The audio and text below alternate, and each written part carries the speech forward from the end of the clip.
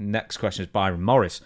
Can you talk about your feud with Rick Rude? How was he as a worker? I had heard he was one of the strongest wrestlers in the ring. Thank you for your time, and I love the podcast.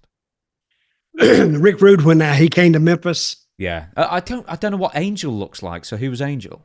Angel was a pretty girl, really pretty girl, and she would go to the ring with him, and she didn't do too much. They were both green as grass, but I don't think Angel had any aspirations of going further in wrestling. Was she a girlfriend of his or wife? Yeah, or? it was a girlfriend. Yeah. I don't think it was his wife. I think it was his girlfriend. Pretty girl. And we did a few things with her, just simple stuff. But we had to do simple stuff because Rick was just really getting started then. So basically what I was doing was training Rick Rude for his WWF run and WWE run. So, and yes, he was very, very strong. You looked at him and he was like, he wasn't all muscled up. I mean, I bet they wasn't 2% fat on that guy's body, 2% maybe. And they said the strongest punch, he could knock a guy out with just anybody with one punch. Because the only other guy I ever saw that was Killer Carl Cox. And he would hold it when he was coming back from the ring. He'd have so much heat. He'd have his hands like this, looking both sides. And then if somebody he would just throw that, what they call that 6-inch punch. Bam. Guy's gone. Or the other side. One night in West Palm Beach, he did something. I'm watching it. And I'm out there watching, and all of a sudden, and West Palm Beach, the fans must have been so bad at one time. They had an actual covering for the heels to walk out. And all it was a collapsible tunnel. Like a canopy kind of thing, yeah. Yeah, and they would pull that out, and it had, like chicken wire on it or, and then some canvas, because they would stand over and throw, cups down. So, but I'm watching him and he's trying to make his way there. And it was like, it wasn't that far from the ring where he had to get to, but I forgot what he did, but he did something I don't even know who he did it to, but boy, the damn halfway fight broke out right when that part he was coming back, and he made it back and he said, damn, this job's getting harder. And he was laughing. This job's getting harder, kid. And I looked back out there, and there was 2 or 3 cops standing around, and 2 or 3 guys, at least 2 guys, were laying out. And he knocked 2 of them out on the way back from the ring. I said, damn. But that's how, fans used to be. They used to take this personally.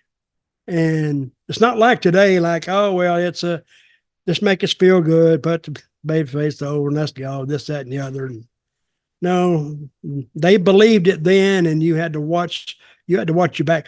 You didn't have to watch your back as much as you had to watch your car. Because they would go and flatten your tires. They would put stuff down in your gasoline tank. You'd be going down the road and all of a sudden the car just stopped. The engine's ruined. I mean, the windshield's busted. It was tough. A lot of times we would pull into an enclosed lot that had a guard on it. So your car was fairly safe. I didn't say it was 100% safe, but these fans, they would go out of their way to get you back. And you may not have known who did it, but they do. I'm just looking but Evelyn Stevens, I'm still thinking about her. You can't pull up a picture of her? Cannot find one. But Rick, you did wrestle in a mixed match against Rick Rude and Angel versus you and Evelyn Stevens. I thought that was Joyce Grable.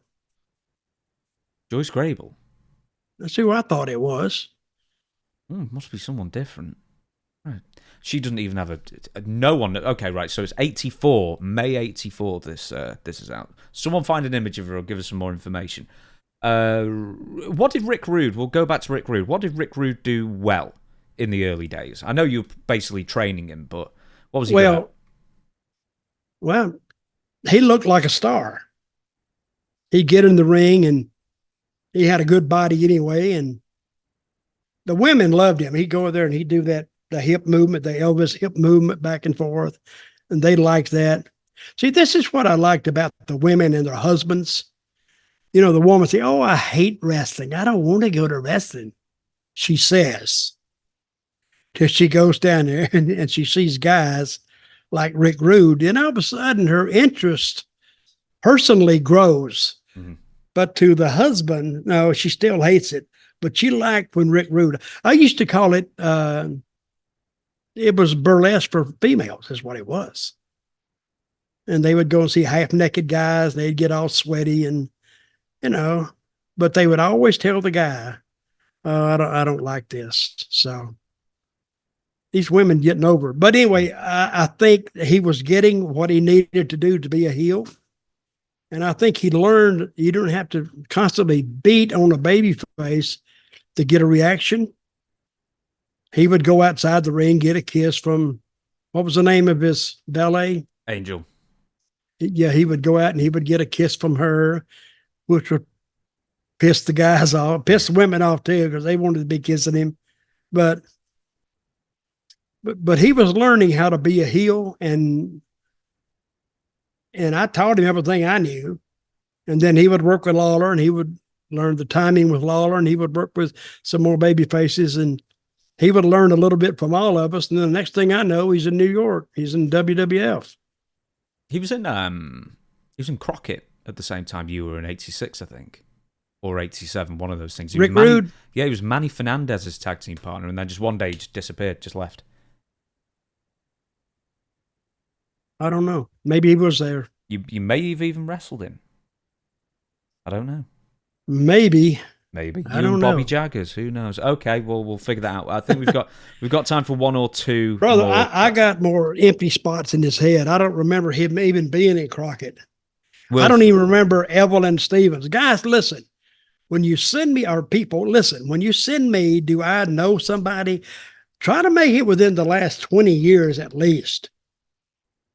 Because this dementia hits hard sometimes. I don't want to be demonstrating it to a damn 115,000 people. He was in Florida in '85 as well. Hang on, let me just have a look. What time? He was there in February '85. '85, I went down there to take the book over. And I took it over in '84, and I stayed like 8 months or something. And then Eddie Graham killed himself, and I said, I've had enough of this. He was there in the middle of '85, so there's a good chance that even for a couple of weeks you did book him. So there you go. What months? January '85 he started. So yeah, you could have had him. You probably will have had him for a few weeks or a month or two. His first one was Pez Watley. Well, that means I would have had to book him. I don't remember booking Rick Rude. Now, after that, Wahoo took over, Wahoo McDaniel, and probably Wahoo booked him. I don't know. When's the Super Bowl? Because I know, with Eddie Graham. And Super Bowl was in, I think, February. Yeah, so he was there in January, so you will have booked him for a few weeks maybe. So there you go.